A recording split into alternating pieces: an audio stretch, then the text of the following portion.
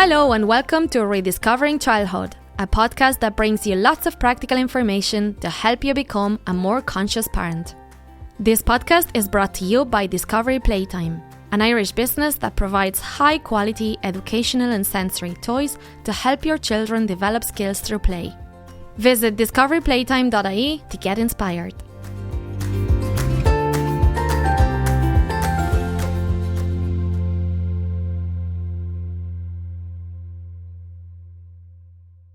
In this episode, we're joined by Cliona Horan. She is the Para-Network Manager for Paralympics Ireland.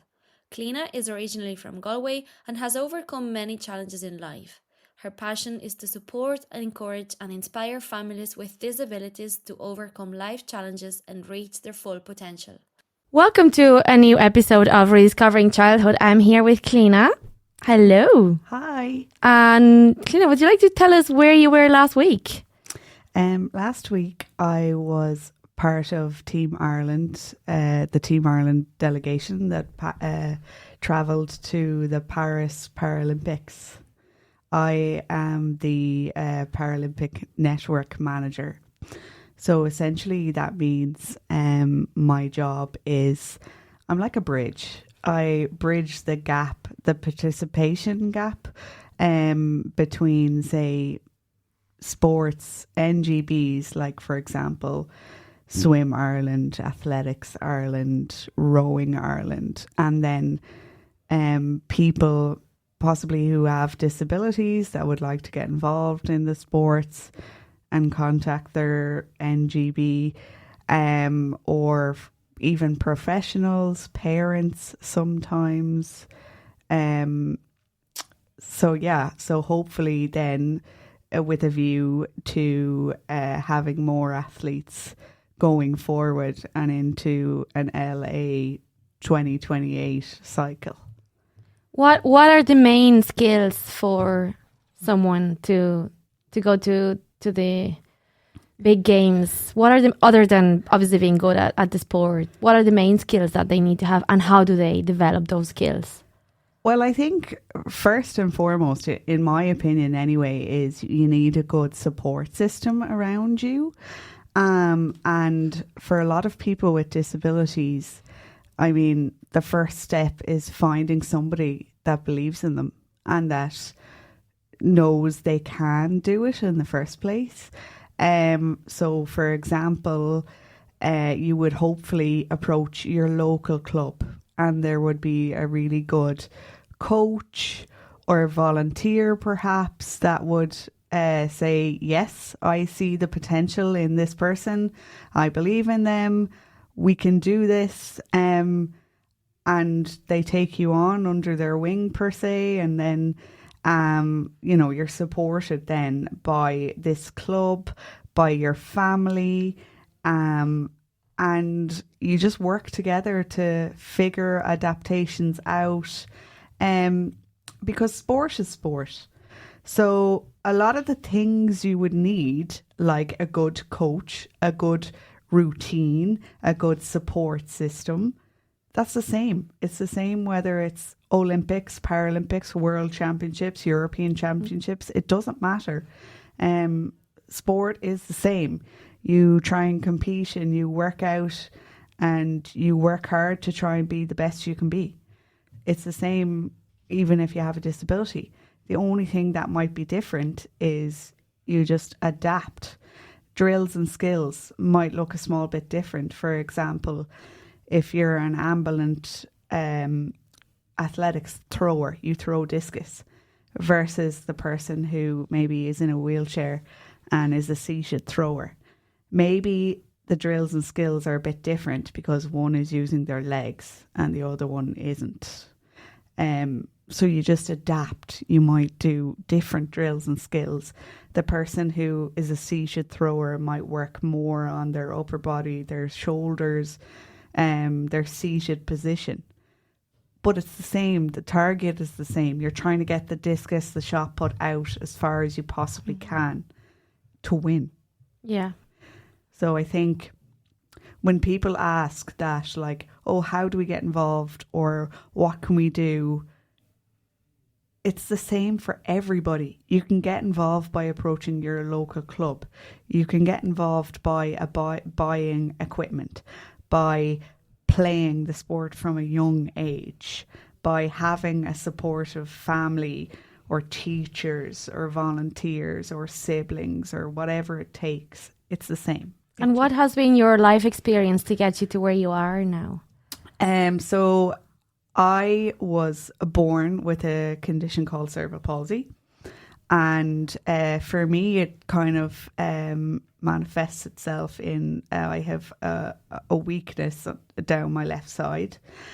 And I think what happened to me was my parents noticed that maybe there was a small bit delay, or, you know, I wasn't using my left hand, say, for example, as much, or reaching for things. And actually, I was extremely fortunate to have that one kind of external person who believed in me. That was my neighbour down the road, a lady called Mary Aragon. She did this swimming technique called the Halliwick swim technique, which tries to encourage water confidence and movement in the water. And basically, you know, she said to my parents, oh, this would really help, like, movement in the water, and kind of, you know, it's not weight bearing, so it's kind of an easier way to maybe go through some therapeutic movements and maybe strengthen my muscles and whatever. And then it just really went from there. My parents took me every week. I got good at swimming, and I was on the Irish development squad from the age of 10. And I think, like, from there, I just had a number of...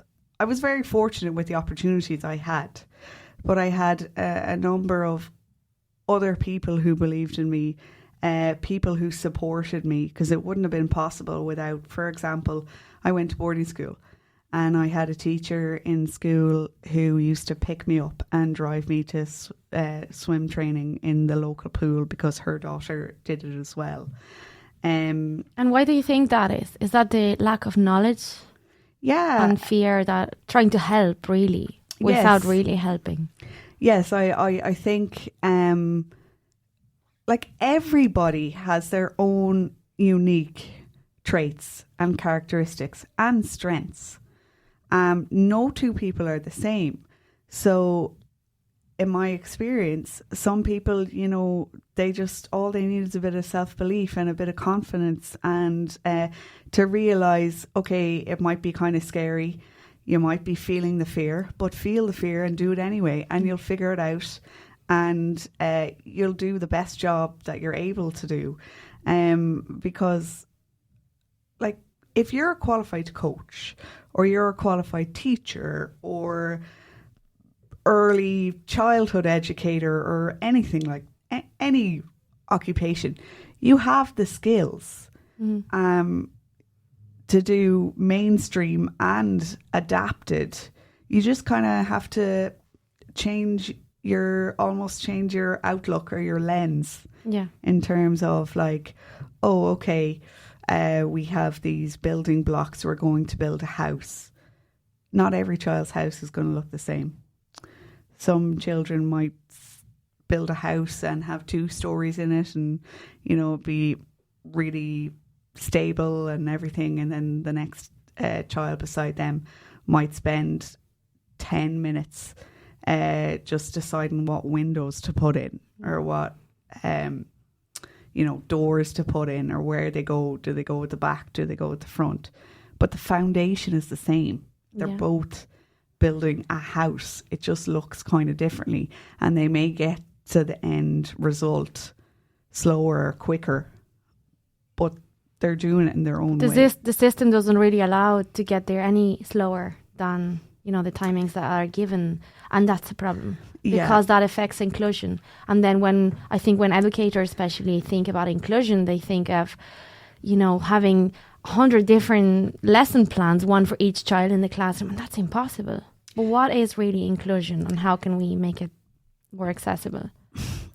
Yeah, I completely agree. And I would think, I actually think that drive from, say, the education system and that kind of like, points system and, the rat race that is trying to get college places or doing exams or mainstream even, is really quite forcefully pushed on parents. There's this scaremongering that, so when parents come and they have a child with a disability, or maybe like you said, that it just takes them a small bit longer, they're instantly afraid and they hear the negatives and they're like, oh, my kid isn't going to make these milestones or whatever, where possibly they feel destitute and they're unsupported and they're on waiting lists, waiting really long and whatever. When in fact, you just got to forget everyone else's opinion. You do you look at the face of your child, maybe look at your own financial circumstances, your own community circumstances. Like, what are your local clubs around there? What equipment, toys, stuff do you have around the house already? Maybe, what are their siblings doing? What are their cousins doing? What are their friends doing? Like, everyone's circumstances are different. So I think you just got to look within yourself and figure it out, by yourself almost. And that's one thing I don't really like from the teaching perspective, because unfortunately, even though some teachers are the best in the world and they really do love their children that they teach in their class, they just don't have the disposable time, or they don't have the resources to give extra attention or anything like that, and that child might fall between the cracks, or the class. I'm actually a qualified teacher myself, so my degree is in physical education and PE and English teaching. And I went into that because I had such a good childhood and previous experience of adapted sport and being able to kind of conquer my own limitations and rise above and be good at sports.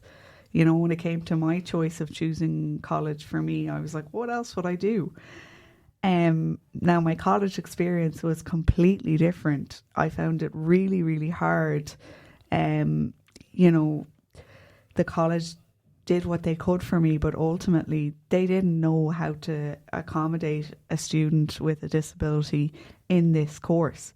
It was full of kind of elitist students who maybe were amazing GA players or were on sports scholarships, and I was deviation from the mean. I was not like that, so I felt like a failure, and where some other of my classmates, their assessment was literally just to attend a lab and show up and do, say, for example, the gymnastics module.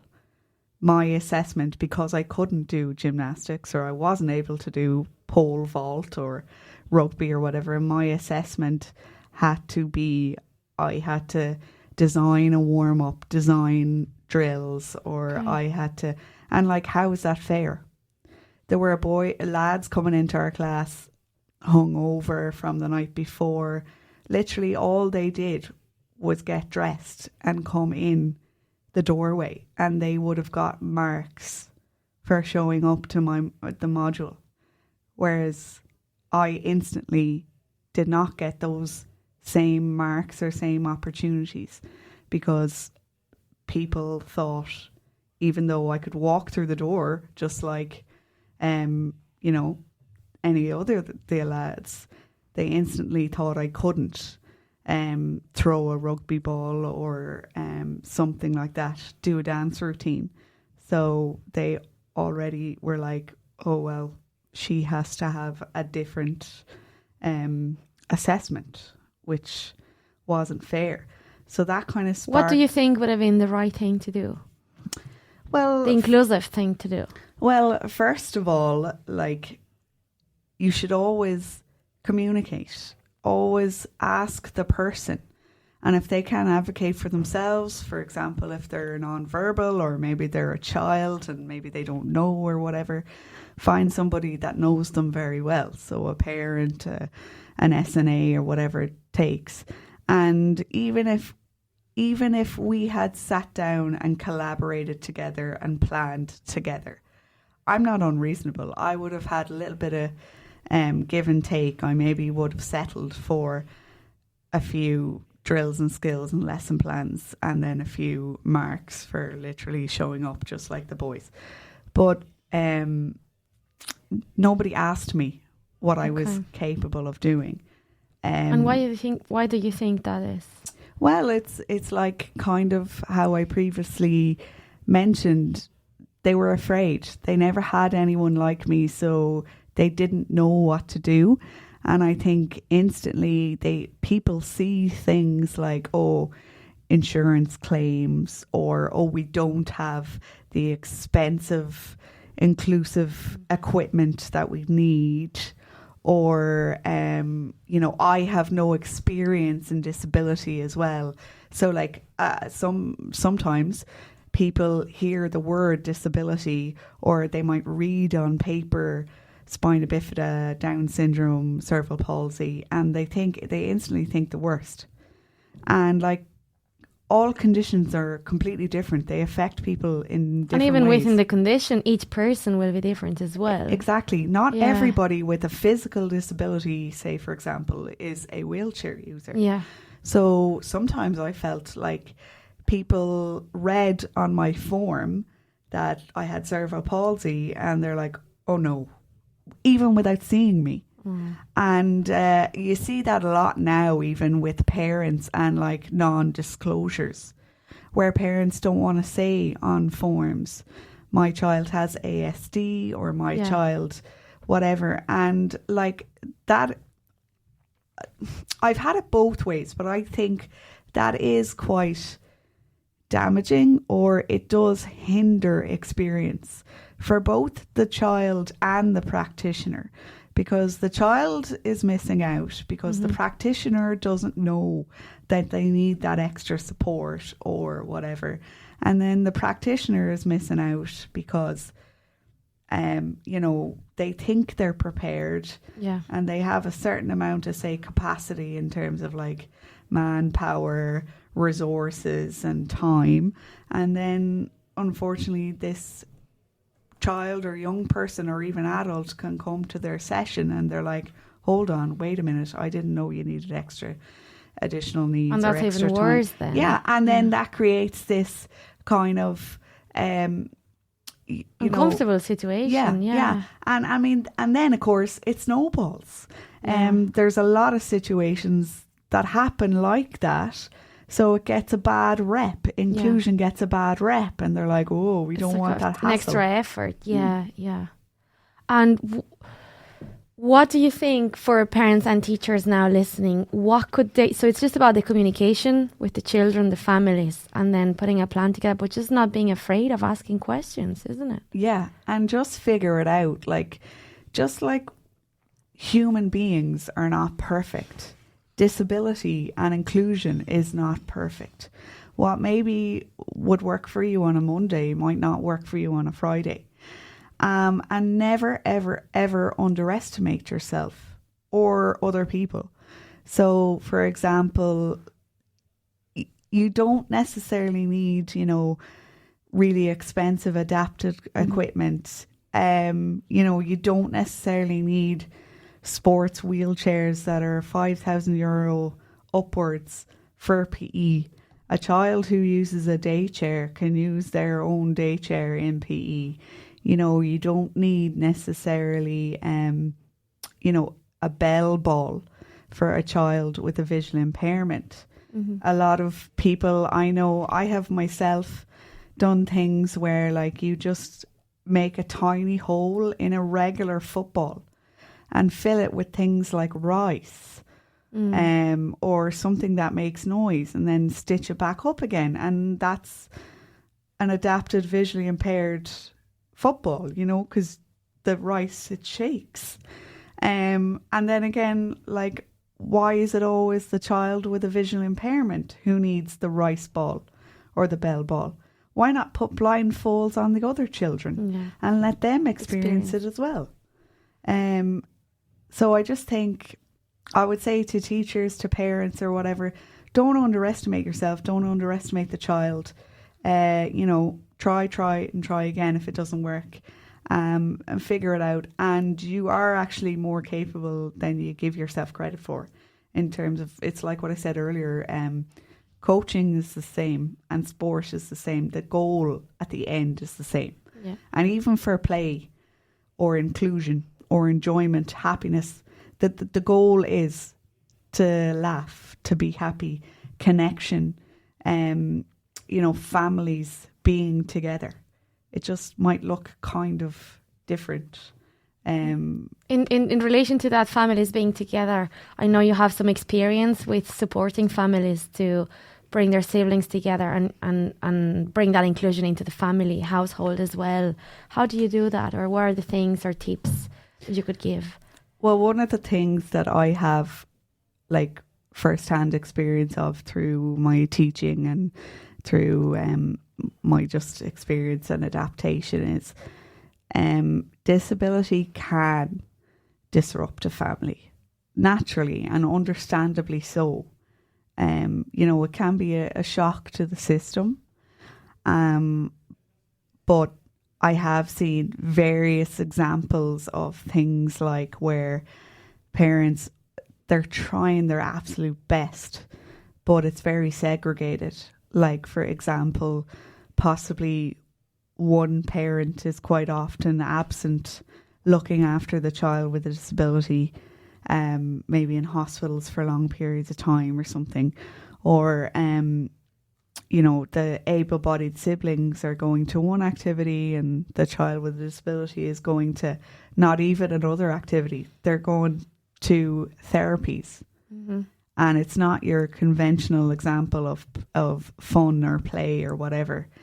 But in my experience and my advice is find the fun and happiness and play together as well as often as you can. To learn fundamental movement skills, you do need fun, even if it's just at the breakfast table, or, you know, after school or before you go to bed. I think trying to encourage and strengthen and encompass connection even between siblings is really important, because siblings without disabilities can feel isolated, misunderstood, abandoned, and then The lack of attention. yeah. But the kid with a disability can feel the exact same, and like everyone has feelings. So it could be like, oh, John is feeling left out because his mom has driven his brother Bob to Dublin every day this week. But how about bringing John in that car with Bob to Dublin, and you playing like I Spy in the car, or I went shopping one day in the car, or car bingo, or, you know, it doesn't necessarily, sometimes I think when people think of play and adaptations, they instantly think of toys or resources. Yeah. Very expensive resources. Yeah. And it doesn't always have to be like that. It could simply be just a communication game, like laughing together. I used to work for a company called Animated Language Learning. They're Galway based, and basically they have the rights to every Disney movie ever made, and they take these visually rich Disney movies and they kind of rejoin them to social and emotional language and then try and teach children with language delays like autism or maybe Down syndrome or something like that. So teaching emotions Yeah. So through snippets of the movies. yes, Oh, very exactly. good. So would it be like Woody and Buzz are friends? So you're teaching friendship there. And then we would show a clip from Toy Story of Woody and Buzz, like maybe with their arms around each other. Okay. You know, and so then I'd be like, well, why can't the whole family watch that chapter? Because that chapter is teaching about friendship and like arms around you and connection and whatever.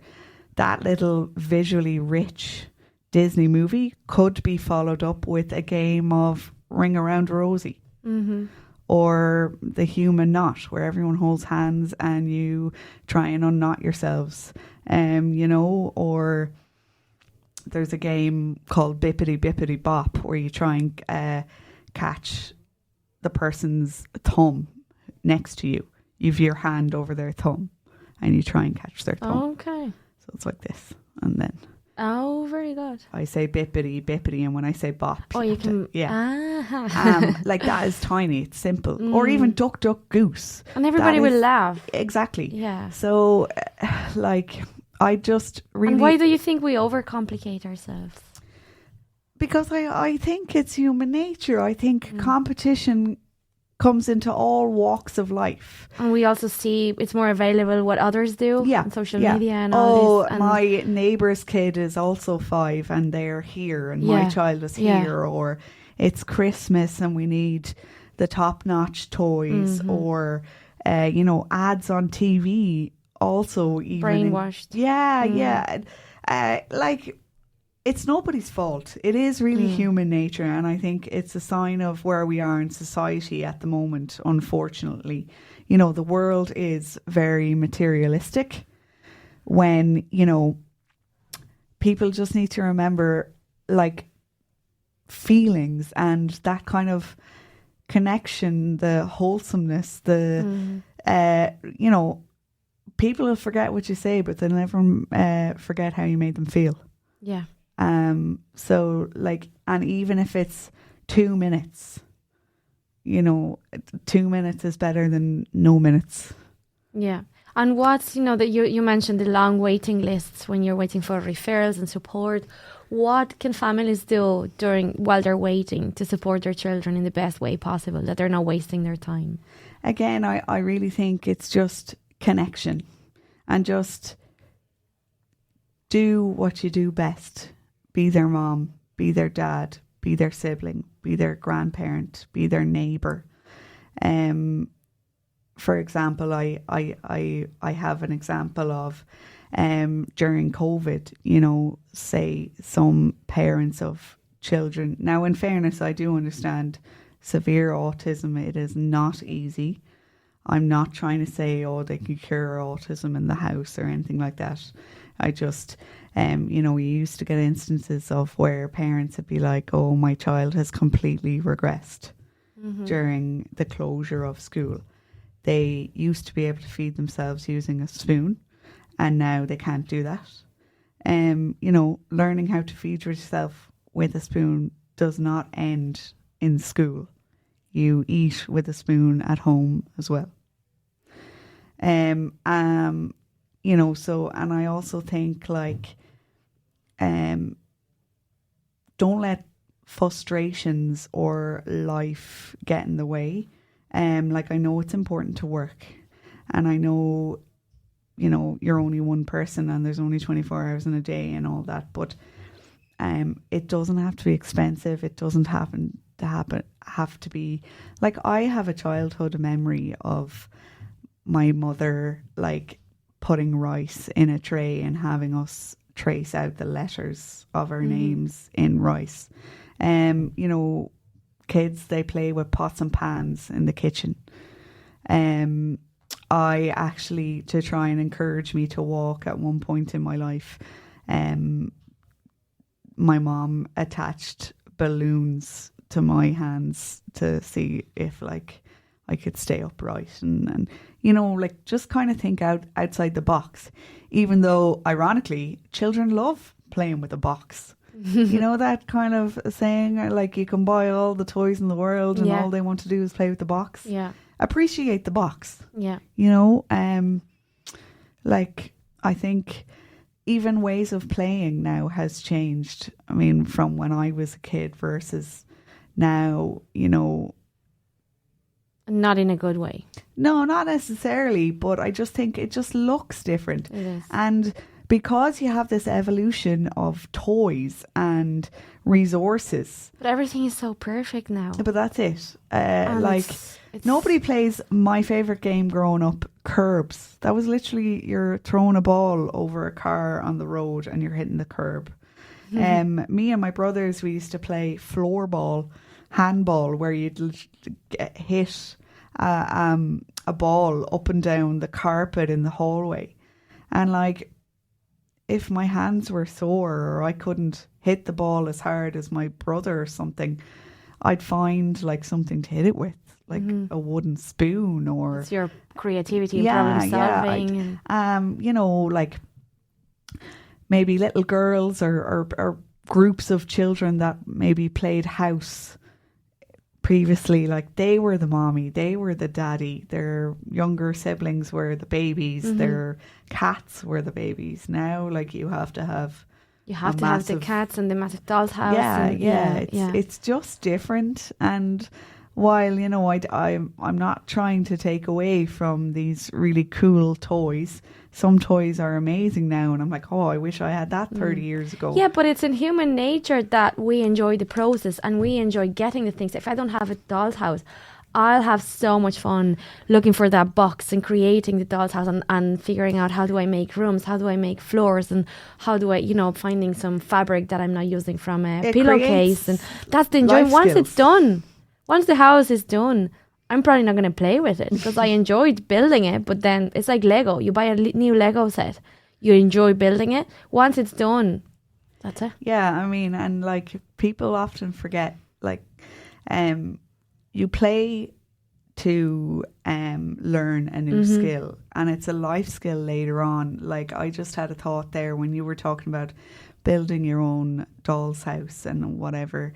When I was in secondary school, I did home economics, and we did a project where we had to make a room out of shoebox, and you had to do the textiles. You had to put in like a piece of lino for the floor, a bed, you know, whatever. Like, you know, that finding stuff for your doll's house, that is life skills. Sewing, that is, you know, being resourceful, that is creativity, design, you know. So I think a lot can be said with for like thinking outside the box. Absolutely, especially now when everything, you know, information is everywhere, it's so accessible, so easy. Those are the skills that are going to make a difference, because and it's only going to get better or worse depending on both. how you look at it. Yeah. We don't know what's ahead of us. And if, you know, the current climate change, the current economic status, the current COVID situation, the current political situation in this world, if that's anything to go by. And technology. Things are going to improve at a rapid pace, and we need to teach our children these life skills. To adapt so that quickly. They can cope. Because like one thing that is really sad for me to see is like people with disabilities being overly dependent on maybe one person, one resource, and not having those life skills or not having that independence. Because one day, unfortunately, our parents aren't going to be there. Maybe if you're an only child, you won't have siblings, or if you don't have employment, you won't have income to support yourself, or whatever it might be. You know, we need to have these skills within ourselves to look after ourselves if and when we don't have that family unit, we don't have that financial income or for whatever reason. Because unfortunately, you know, setbacks are inevitable. Catastrophes do happen. They happen to everybody. So you have to be somewhat ready, or at least have strategies and coping skills. Yeah. Yeah, everything you're sharing now makes me think that it's all really down, like all the limitations and, you know, lack of resources, everything really is down to the lack of time and being so busy. And I've no time to, you know, so I'm just going to do it for you because it's quicker. Yeah. And that lack of, if we had time, we could pause a little bit. And then that lack of time is because we think we need to do all these things. So it's really down to our expectations. You know, I expect that today I'm going to do this and this and this and this. And if you slow me down, then I'll have to do it for you because we've no time for that. So it's really then changing our expectations and just stop. I know it's easier said than done. And as I say it, I'm like, are you listening? Am I listening? You know, but it's really like, what's the most important thing here?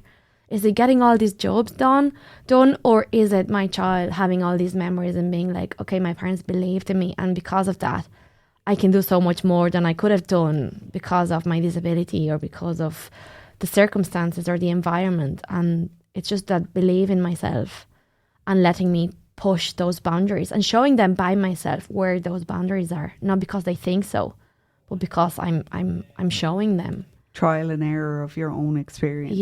Yeah, I completely agree with you. Like, for example, again, I have childhood memories of me desperately trying to tie my shoes with, say, one hand or something, and my mom being like, nope, we're going to stay here until you do it yourself. Or like, I mean, even in general terms, have you never had that memory of like, you don't want such a thing for dinner and your parents are like, well, you're going to sit there until you eat it, because food and eating is, you know, you must eat to live. You must have skills to live.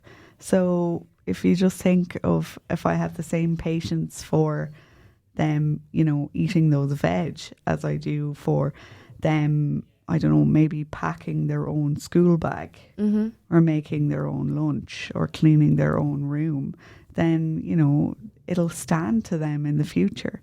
Now, I've been very fortunate in my own like family circumstance and with my own support system.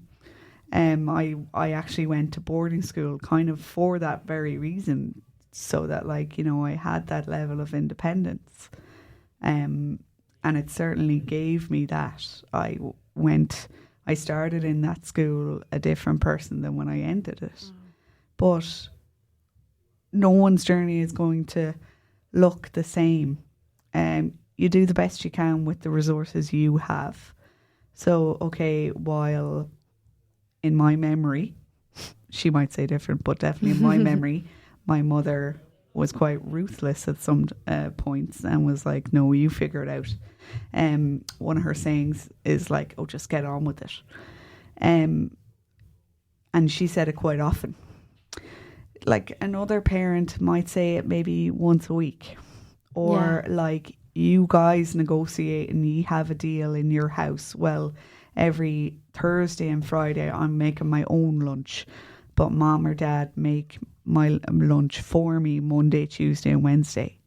Or like, I know my own small steps. Yeah, exactly. Like, you don't necessarily have to do it all of the time. Yeah. Like, you know, I mean, let's face it, we all love, say, maybe when another person takes the time to make you a nice cup of coffee or tea or whatever. Like, it makes you feel good. Yeah. When somebody takes care of you. And I do think it's parenting is finding that balance between get on with it and I know it's hard, I understand, you know, the empathy, and then doing it together. It's finding that balance. It's not I'll do everything, or no, you do it and, you know, I'll do my own thing. Well, it's exactly what you said. You know, it's finding the time. And okay, while yes, I know the world goes round and we definitely could do with more time, sometimes you just have to take the time.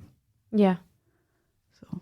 Yeah, absolutely. Because we all have the same amount of time, but what do you do with it? And I was listening to a podcast the other day that said, what gift would you like to give yourself? you know, what gift would you like to receive in 2 years, in 5 years? You can start that now. And, you know, it's just when we think about our kids, like what memories do we want them to have when they're older, when they look back? What do you remember from your childhood? And it is now that we can give them those memories. Yeah, and maybe something that you don't think is significant or is a memory actually is. It is. Yeah. Good and bad. Yeah. And I'd say even if like you or me or anyone listening, if you close your eyes and like you said, the memory of tracing on the right, you know, letters in the rise, like if you think about your own memories and you'll realize how small they are, how insignificant, and your parents probably don't even remember that because it didn't mean anything. But for you, it was like, oh, I'm doing this. Straight away, I'm thinking of my dad is like an exact example of like he's just a goofball really, and he used to like when anytime you put anything in the microwave, he'd like count down in the kitchen, and like. Then he'd know when to go beep, and like I used to think it was like so good, and I don't know at what point it took me to notice that there's a clock on the microwave, and that's how he knew it was going beep. But he used to be like 10, 9, 8, and like he'd really have it down to a T. Or like he makes these strange noises as well when he's like coming down the stairs, like he's a horse or whatever. So like you know. Anytime I hear that weird noise, or even sometimes when I see the microwave, I think of those instances because they made us laugh. Yeah, and it's a little way of acknowledging. My dad. Yeah. So it's the way of acknowledging that you're there, and it's building that connection that you've said so many times today. That you know, it's the connection and them giving you the time, and as you said now, bringing you closer to your dad. Because they're sharing their time, and the time is the most precious thing we have. Yeah, and I mean, like that was playful. Exactly. That was playful. Yeah, and maybe he didn't realize it. Like there was no toy involved there. Yeah, there you go. But he did it a lot. So you know, he was being playful and like including us, and yeah. What's the future looking for you? What's in store for Cliona? What would be your dream if money or, you know, time wasn't an issue? What would be your biggest dream to be like, I want to be doing this? I really want to impact as many lives as I possibly can and just show people the kindness and belief that I was shown, because honestly I'm very, very grateful for the life I've had, and I do genuinely feel privileged for every experience and say the family life or the education that I got, the opportunities I got, say with Team Ireland and continue to have, and it all came from somebody believing in me, somebody say giving me a chance or showing me the way or being like, yes, I see you, I hear you, we'll figure it out. So like I want to be that change agent in somebody else's experience. You know, I really just want to spread the message of inclusivity, whatever it looks like, whether it's in sport, play, parental workshops, you know, adapted equipment. I do a lot of that now every day, and in my general life, you know, I give workshops to parents, physios, sports volunteers, athletes around things like, you know, disability awareness in sport or like in school, because I think more people need to know that they have the skills, that they shouldn't underestimate themselves and that they can do it. It doesn't necessarily have to look the same. It doesn't necessarily have to happen at the same time or the same rate as everybody else, but like you find your way. So I guess I really as I am still finding my own way, I have found a way. Like, I got here for a reason. So I just want to try and encourage everyone else to find their reason to, like, you know, succeed and appreciate what they have and what they can do as well. Because I think there's disability can be upon occasion painted in a very negative light. Mm-hmm. And yes, it's hard. There are days where, like, I don't like my own limitations and pain does exist. And, you know, we do live in a very ableist world, but I am not. That doesn't stop you. No, and I'm not destitute. I'm not contagious. I'm not stupid. Like, I have strengths. I have good qualities. I have, you know, skills, and I contribute to society just like everybody else. Or more. Well, so does everybody with disabilities. Everyone with a disability has something that they are, like, giving to the rest of the world, that they're radiating. And I think everyone's put on this planet for a reason. So I really want to show as many people as I can, whether they're able-bodied or not, that yes, people with disabilities do exist. Yes, we have abilities, we have skills, we are capable. We're not all, it's not doom and gloom. It's not all doom and gloom. You know, okay, you maybe don't have a school place yet, or you don't have this surgery or this drug or this therapy or whatever, but there's ways around it. Or you've got loving parents who will keep trying and fighting for you, being your voice. And, like, you're worth it. Yeah. Yeah, it's all about acknowledging what you have, being grateful for it. And, you know, not limiting your possibilities, just going for it. Because done is better than perfect. You can always improve things, but just do it. Yeah, go for it. Exactly. The sky is the limit. Yeah. The reason why we can't touch it is because we stop ourselves. Yeah. And we listen too much to the voices that keep us down. So get rid of those voices. Yeah. That was amazing. Thank you so much, Cliona. I've no doubt you'll inspire so many people. You have already. And yeah, nothing can stop you. Thank you for having me. Thank you. It's really fun. Thank you for listening to this episode. If you'd like to share your own story on our podcast, please get in touch through our social media. Don't forget to like, share and follow so you'll never miss out on upcoming episodes. See you next time!